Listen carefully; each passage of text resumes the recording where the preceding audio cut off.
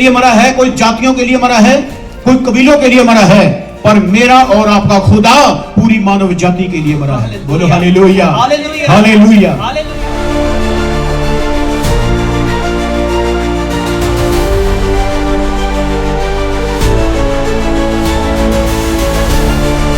अगर वो क्रूसीफाइड खुद को करता है तो वो आगे जाके मसीहत के अंदर अपना एक वंश देखता है। जो यीशु में इकट्ठे हो रहे हैं लोग, वो यीशु का एक वंश बन रहे हैं।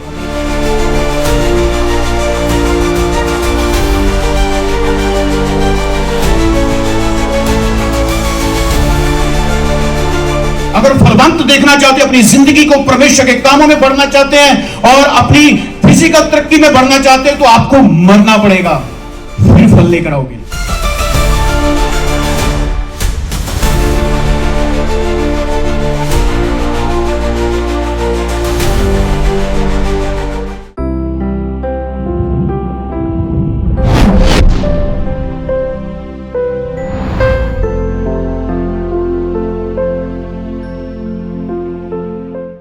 कहना तो चाहता हूं बहुत कुछ उसकी तारीफ में, पर क्या करूं, मेरे पास शब्द नहीं है। बहुत कुछ किया उसने, बहुत कुछ सहा, किसके लिए? हमारे लिए। यीशु मसीह का जन्म से लेकर क्रूसीफाइड होना, क्रूस तक जाना, यह कानून के तहत था। हालेलुया। यह बिना कानून के नहीं था। बहुत से लोग जिन्होंने कभी बाइबल को पढ़ा नहीं, मसीह को जाना नहीं, संगति कभी की नहीं, वो यूट्यूब पर प्रधान बनकर बैठे हैं और यीशु की कुर्बानी को लेकर, उसके जन्म को लेकर, उसकी जिंदगी को लेकर टिप्पणियां कर रहे हैं। असल में यीशु ऐसे लोगों के लिए भी मरा। हालेलुया। जो लोग यीशु को सलीब पर दे रहे थे, यीशु उनके लिए भी मरा। यीशु उनके लिए भी क्रूसीफाइड हुआ, जो उनके मुंह पर थूक रहे थे, जो उसको चांटे मार रहे थे। यीशु उनके लिए भी जान दे रहा था। कुछ भी शरा से बाहर नहीं था, सब कुछ पूरा हुआ, फिनिश किया उसने। तो कुछ लोग जो हैं, वो जो यीशु पर टिप्पणी करते हैं, बहुत कुछ गंद बोल देते हैं, परमेश्वर उनसे भी प्रेम करता है। तो कुछ लोग जो मसीहत में खड़े होकर उनको क्या करते हैं? बाइकाट। क्या करते हैं? इसका मतलब है यीशु ने अभी बाइकाट नहीं किया उनको, यीशु प्रेम करता है। कितना वचन में लिखा है, पिता ने जगत से क्या किया? प्रेम किया। ऐसा प्रेम किया कि अपना पुत्र दे दिया। यीशु तो उनसे प्रेम करता है। लेकिन कुछ प्रधान याजक आज भी खड़े होकर कहते हैं, हम इनका क्या करते हैं? बाइकाट। अगर कल को परमेश्वर उनको चुन ले, अपनी गवाही के लिए बना दे, तो फिर कहेंगे, ले भाई हमने तो प्रार्थना की थी। तो इसलिए लोगों को समझना बहुत मुश्किल है।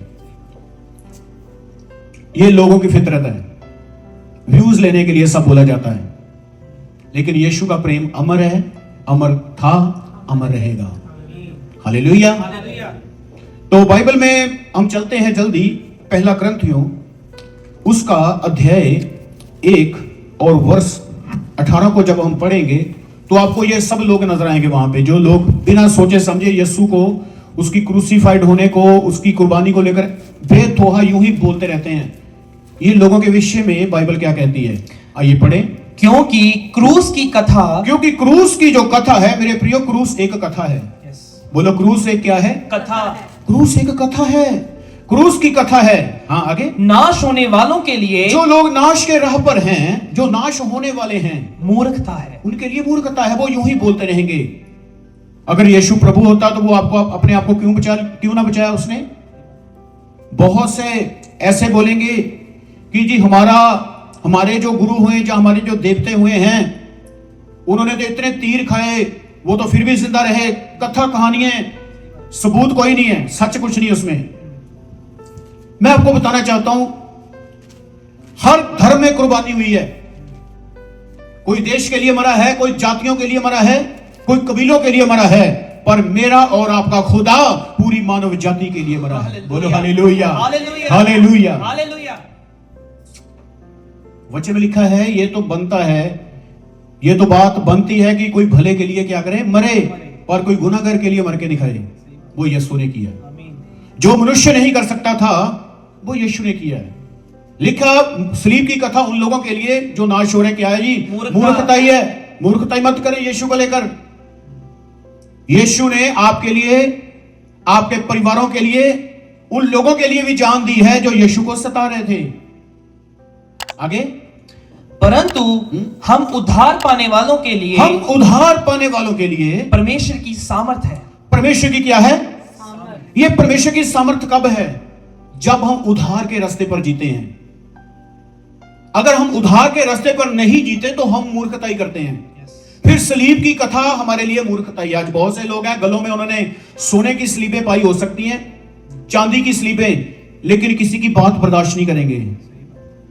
मैंने ऐसी ऐसी बहनों को देखा कानों में बालियों की जगह पर स्लीब के कांटे डाले हुए हैं, लेकिन चुगली करना बंद नहीं की, जलना बंद नहीं किया। 2-4-500 के सूट को लेकर ही जल रहे एक दूसरे से हैं। तो कहते हैं स्लीब, कलाम में लिखा है ऐसे लोगों के लिए स्लीब क्या ठोकर है। समझे नहीं है, मूर्खता है। तो जो बचाए जाते हैं, आप बचाए जाते हैं क्या? आप बचते हैं जब कोई आपको दबाता है। वचन में लिखा तुम्हारा वही स्वभाव हो जो खुदाबंद यीशु का था। क्या हम बचते हैं बुराई करने से? हम जो उद्धार पाते हैं हमारे लिए क्या है? परमेश्वर की सामर्थ है। यीशु की कुर्बानी योजना के तहत थी। मैंने आपको पहले ही बताया। आज क्रूसीफाइड किसका है? किसका होना चाहिए? यीशु का कि हमारा? हमारा। हम लोग जो हैं, पौलुस क्या कहता है? मैं यीशु के साथ कहां पर चढ़ गया? सलीब पर। अब मैं जिंदा नहीं हूं, मसीह मुझ में जिंदा है। हालेलुया। वो खुद को क्रूसीफाइड देख रहा है। मैं मर चुका हूं, मैं सलीब पर हूं। मैंने अपनी ख्वाहिशों को, जो चीजें मेरे लिए बहुत कीमती थी, मेरी जो अभिलाषाएं थी, जो मेरे लिए अहम थी, मैं यीशु के कारण उनको क्या समझता हूं? कूड़ा करकट समझता हूं। बहुत पढ़ा लिखा था पौलुस, बहुत पढ़ा लिखा था, अच्छा रुतबा रखने वाला था।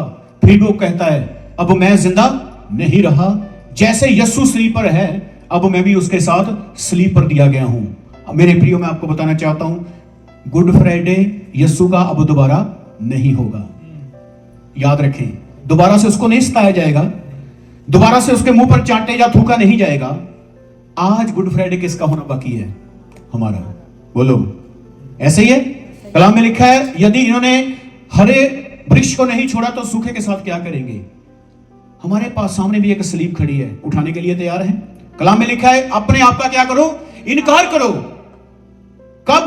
जब आपको दबका मारे, कोई सताए, कोई गुस्से से कुछ बोले, अगर आप मुंह फुला के बैठ जाओ, आपको मनाने में 5-7 घंटे लग जाएं, इसका मतलब स्लीव अभी तक उठाई नहीं है। स्लीव उठानी पड़ेगी, स्लीव को समझना पड़ेगा। बहुत कुछ है उसकी सिफत में बोलने के लिए, पर मेरे पास शब्द नहीं है। मैंने पहले आपको बता दिया। चलो जल्दी से चलते हैं, आपको बरकत मिलेगी। मेरे साथ पढ़े, वचन पढ़े। अगला वचन प्लीज शेयर करें स्क्रीन पर। Next slide.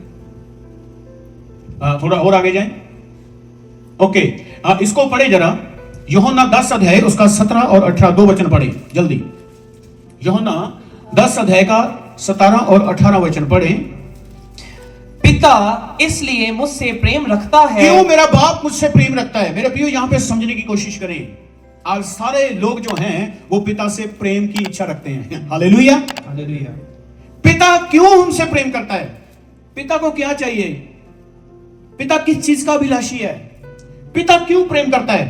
हाँ आगे। कि मैं अपना प्राण देता हूं। याद रखें, जो यीशु की कुर्बानी पर टिप्पणी करते हैं, मैं उनको यह जवाब देना चाहता हूं। पिता यीशु के साथ इसलिए प्रेम करता है क्योंकि यीशु अपना प्राण देता है, उसका कोई लेता नहीं है। मेरे प्रियो, दुनिया के माबूद लहू मांगते हैं, दुनिया के देवते लहू लेते हैं, दुनिया के फकीर पीर कुर्बानियां मांगते हैं, लहू लेते हैं, लहू चाहते हैं।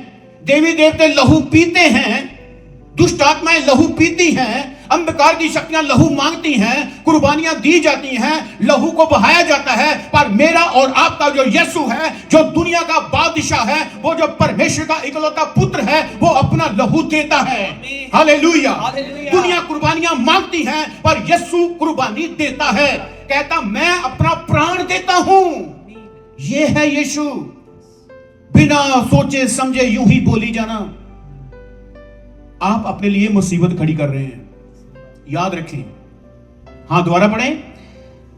पिता अपना, हाँ, पिता इसलिए मुझसे प्रेम रखता है पिता इसलिए मुझसे प्रेम रखता है कि मैं अपना प्राण देता हूं, मैं अपना प्राण देता हूं कि उसे फिर ले लूं। मेरे को चंगा लगता है इसको मैं दे दूं और दोबारा फिर से ले लूं। मैं मरूं और मैं जी उठूं, ये मेरे को अच्छा लगता है, मैं करूं ऐसे। यीशु खुद ही वेदी है और खुद ही बलिदान है। आमीन, हालेलुया। हालेलुया। यीशु खुद ही बढ़ रहा है और खुद ही चिल्लाता है, मैं देता हूं, कोई मेरे को मार नहीं सकता। सुन ले ध्यान से, कोई उसको खत्म कर नहीं सकता। वो खुद सरेंडर करता है। पौलुस कहता है कि उसने इतना शून्य कर दिया कि वो दास बन गया। पिता के स्वरूप में था वो, लेकिन फिर भी उसने क्या किया? डाउन कर दिया। किसके लिए? आपके लिए, उन लोगों के लिए जो आज उसके ऊपर टिप्पणी कर रहे हैं, उन लोगों के लिए जो उसको मार रहे थे। हाँ, आगे।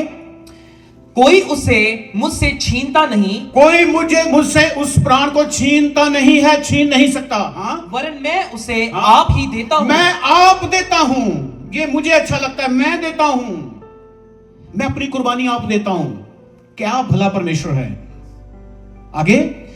मुझे उसके देने का भी अधिकार है मेरे पास अपनी जान देने का भी अधिकार है और उसे फिर ले लेने का भी अधिकार है। मुर्दों में से जी उठने का भी अधिकार है। आमीन। आज बहुत से लोग हम ये कहेंगे कि हम एक दिन मुर्दों में से जी उठेंगे। अगर जी उठना है तो पहले क्रूसीफाइड होना जरूरी है। ईस्टर बाद में आता है, गुड फ्राइडे पहले आता है। अगर जी उठना है तो पहले मरना जरूरी है। यीशु मसीह ने कहा जो दाना है, जो बीज है, जब तक जमीन में पड़कर वो मरता नहीं है, वो अकेला ही रहता है और कभी फलवंत नहीं होता। अगर फलवंत देखना चाहते हैं, अपनी जिंदगी को परमेश्वर के कामों में बढ़ना चाहते हैं और अपनी फिजिकल तरक्की में बढ़ना चाहते हैं, तो आपको मरना पड़ेगा, फिर फल लेकर आओगे। सुने, आगे आगे सुने थोड़ा। ये आज्ञा मेरे पिता से मुझे मिली है। ये आज्ञा मैं इसको दूं फिर ले लूं, कोई मुझे मार नहीं सकता। ये सारी आज्ञाएं कहां से मिली हैं? ये अथॉरिटी कहां से है? बाप की तरफ से कि मैं ऐसा करूं। मेरे प्रियो, मैं आपको यहां पे रुक के एक बात बताना चाहता हूं। यीशु राजा बनकर नहीं आया था कि मैं राज करूं संसार में। वो आया ही इसलिए था कि वो मारा जाए। गुड फ्राइडे का मतलब ही ये है। वो आया ही इसलिए था कि वो मरे। वो आए इसलिए था कि ये सब कुछ हो। जल्दी से पढ़े यशाया उसका 53 अध्याय, उसका पढ़ेंगे 10 वचन। सुने, अभी ध्यान से सुने, मैं बस खत्म कर दूंगा। यशाया 53 अध्याय का 10 वचन पढ़े। तो भी यहोवा को यही भाया, तो भी यहोवा परमेश्वर को यह भाया कि उसे कुचले। ओहो, बोलो हालेलुया। हालेलुया। परमेश्वर को यह भाया, ये योजना के बाहर नहीं था। ये परमेश्वर को अच्छा लगा, उसको भाया कि उसको क्या कर दे? कुचल दे। एक बार एक नेवी में कैप्टन अपना जहाज लेकर जा रहा था, बहुत से यात्री थे उसमें। मैं जल्दी ये स्टोरी को क्लियर कर दूंगा। और उसका एक बेटा उसके साथ था। जहाज का जो कप्तान था, जो कैप्टन था नेवी में, और वो एक क्रिश्चियन व्यक्ति था। और अचानक से उसके पंखे में उसके बेटे का एक कपड़ा फंस गया और पंखा बंद हो गया। जहाज का इंजन रुक गया, क्योंकि सेंसर होते हैं, जब भी वो सेंसर को क्रॉस किया जाता है इंजन बंद हो जाता है। अभी अगर इंजन वो चलाता है तो उसका बेटा मरता है। अगर इंजन नहीं चलाता तो सामने एक चट्टान है, एक पहाड़ है, जहाज टकरा जाएगा और लाखों और हजारों जो यात्री हैं वो मर जाएंगे। वो सोचने लगा, मैं क्या करूं? प्रार्थना करने लगा, परमेश्वर मैं क्या करूं, मेरी मदद कर। यदि मैं इंजन को चालू करता हूं, यदि इंजन चला लेता हूं तो बेटा मरता है, यदि बंद करता हूं तो हम सारे मरते हैं। परमेश्वर ने उससे बात की। उसने कहा, मैंने जगत से प्रेम किया है, अपना इकलौता पुत्र दिया है, पूरी जातियों के लिए, पूरे देशों के लिए, पूरे राष्ट्रों के लिए। तो तू क्या सोचता है, तुम्हें क्या करना चाहिए? उसने कहा, प्रभु मैं समझ गया हूं, मैं इंजन को चालू करूंगा। मेरे प्रियो, उसने क्या किया? उसने आंखें बंद करके बटन को दबा दिया। उसी समय चिथड़े उड़ गए उसके बेटे के और इंजन चल गया और जहाज चट्टान से टकराने से बच गया और सारे यात्री सेफ हो गए। यह है परमेश्वर का प्रेम। उसने उसको भाया, उसको अच्छा लगा कि यीशु को क्या करे, कुचले। टिप्पणियां करना बंद करें। यह परमेश्वर की योजना के तहत हो रहा था सब कुछ। बाइबल को उठा के पढ़ें। यीशु राह, सच और जिंदगी है। जो कुछ भी हुआ वो योजना के तहत हुआ। पिता को अच्छा लगा कि उसको क्या करे, कुचले। हाँ जी, आगे।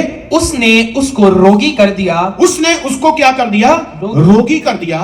जब वह अपना प्राण दोष बलि करे, हाँ, तब वह अपना वंश देखने पाएगा। सुने सुने, मसीह में एक वंश इकट्ठा किया जा रहा है। अगर वो क्रूसीफाइड खुद को करता है तो वो आगे जाके मसीहत के अंदर अपना एक वंश देखता है। जो यीशु में इकट्ठे हो रहे हैं लोग, वो यीशु का एक वंश बन रहे हैं। आमीन। सुने, जो यीशु मसीह में इकट्ठे किए जाते हैं वो एक परिवार बनता जा रहा है। वो एक ऐसा वंश बनेगा जो परमेश्वर के पुत्र के साथ सदा सदा के लिए क्या करेगा, राज्य करेगा। आगे बढ़े। वह बहुत दिन जीवित रहेगा। हाँ, उसके हाथ से यहोवा की इच्छा पूरी हो जाएगी। परमेश्वर की इच्छा को पूरी करने के लिए यीशु मसीह क्रूसीफाइड हुआ है। परमेश्वर की मर्जी को पूरा करने के लिए यीशु मसीह क्रूसीफाइड हुआ है। अगर आप अय्यूब की किताब उसका 5 अध्याय, उसके 5 अध्याय में थोड़ा पढ़ेंगे, वहां पे लिखा है यहोवा ही क्या करता है, जख्मी करता है। थोड़ा पढ़ ले, मैं चाहता हूं आप, ये सारा कुछ योजना के तहत हुआ। अय्यूब 5 अध्याय निकाले, थोड़ा 5 अध्याय का 18 वचन पढ़े, हम बंद कर देंगे। अय्यूब 5 का 18। क्योंकि वही घायल करता, क्योंकि वही घायल करता और वही पट्टी भी बांधता है, वही पट्टी भी बांधता है, वही मारता है, वही मारता है, और वही अपने हाथों से चंगा भी करता वही है। चंगा भी करता है। यीशु के साथ जो कुछ हुआ वो योजना के तहत हुआ, वो शरा के तहत हुआ, और इस तरह से यीशु ने अपने आप को दिया। और यहां पे रुक के मैं आपको सिर्फ एक ही बात बताना चाहता हूं, यीशु का दोबारा से क्रूसीफाइड नहीं होगा। वो दोबारा से पकड़ा नहीं जाएगा। यहूदा दोबारा से 30 चांदी के सिक्कों के बदले उसको नहीं बेचेगा। दोबारा से उसको पेश नहीं किया जाएगा राजाओं के सामने। अब किन की बारी है? अब हमारे साथ षड्यंत्र रचे जाएंगे आने वाले दिनों में, अंत के दिनों में हम पकड़े जाएंगे। हमारी गवाही देने के लिए हम बनाए गए हैं, उठाए गए हैं, मसीह में इकट्ठे किए गए हैं। यदि हमारे हेड ऑफ डिपार्टमेंट के साथ ऐसे हुआ है तो हमारे साथ क्या होगा? हार पड़ेंगे, फूलोगे? नहीं, हमें भी ऐसे ही जीना पड़ेगा। ये है गुड फ्राइडे। आज लक्ष्य अपने अंदर बांधें। जितने कलमे बोले गए हैं, इन कलमों का बहुत डीप मतलब है। ये यूं ही नहीं बोले गए। जो कुछ क्रूस पर हुआ बहुत गहरा है, वो बहुत ज्यादा गहरा है, शब्दों में बयान नहीं हो सकता। बहुत सी शाखाएं हैं उनकी।